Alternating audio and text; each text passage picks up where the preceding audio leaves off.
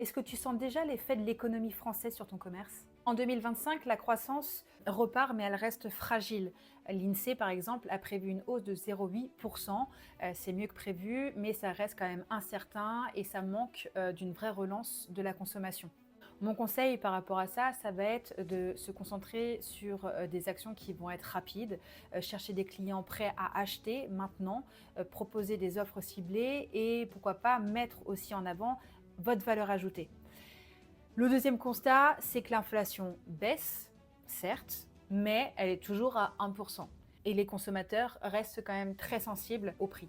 Mon conseil, c'est soyez transparent.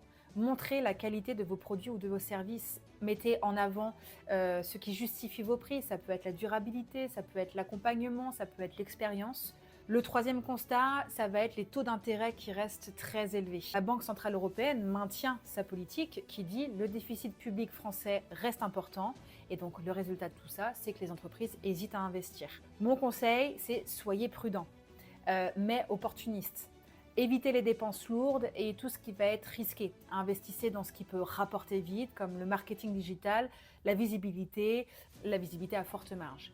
Donc en résumé, la croissance est faible, certes, les clients sont prudents, certes, les financements sont coûteux, certes, mais ceux qui s'adaptent vite transforment justement cette actualité en une opportunité.